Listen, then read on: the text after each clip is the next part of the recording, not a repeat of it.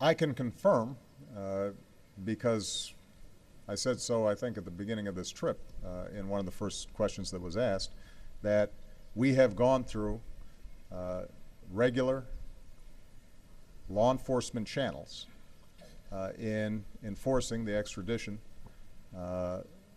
requests that we've made with respect to Mr. Snowden. And that's been true with all the countries that have been involved, including Russia. And so there have been high-level discussions with the Russians about trying to find a solution to the problem. We don't have an extradition treaty with Russia.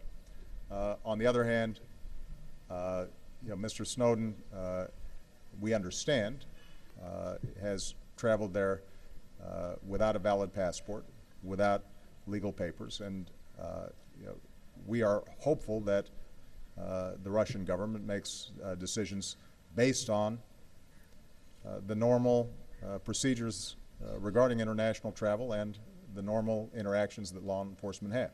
So I can confirm that.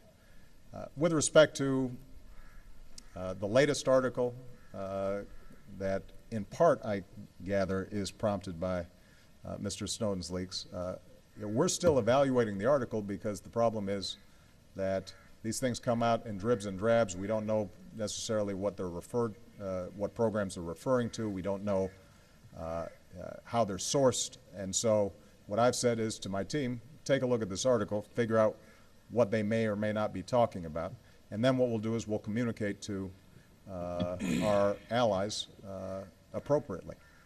But I'll make some general points. So I'm not going to comment on any particular allegation, but I'll make a couple of general points. Number one, the Europeans are some of the closest allies that we have in the world. And we work with them on everything. And we share intelligence constantly. And our primary concerns are the various security threats that may have an impact on both our countries.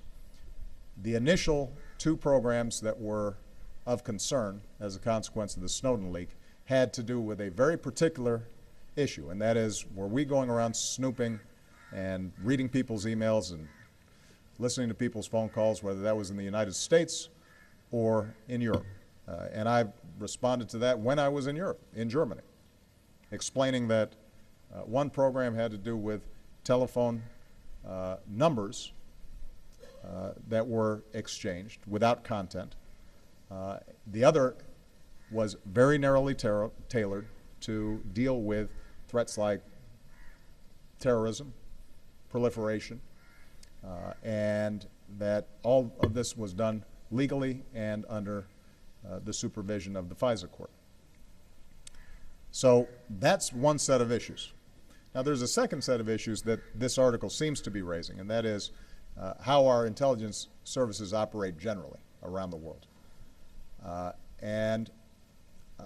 I think we should stipulate that every intelligence service, not just ours, but every European intelligence service, every Asian intelligence service, wherever there's an intelligence service, here's one thing that they're going to be doing. They're going to be trying to understand the world better and what's going on in world capitals around the world from sources that aren't available through the New York Times or NBC News. That they're seeking additional insight beyond what's available through open sources. If that weren't the case, then there'd be no use for an intelligence service.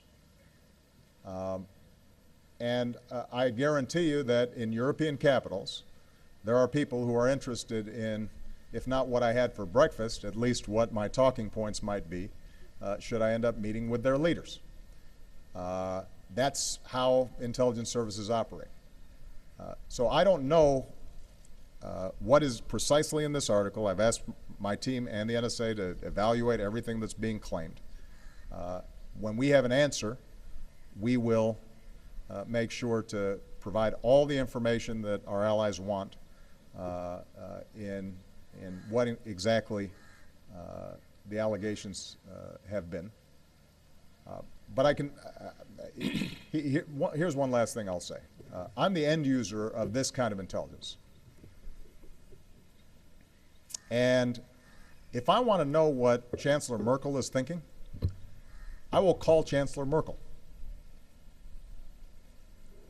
If I want to know what President Hollande is thinking on a particular issue, I'll call President Hollande. And if I want to know what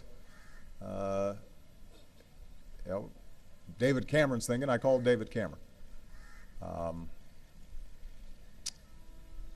Ultimately, we work so closely together that there's almost no information that's not shared between our various countries.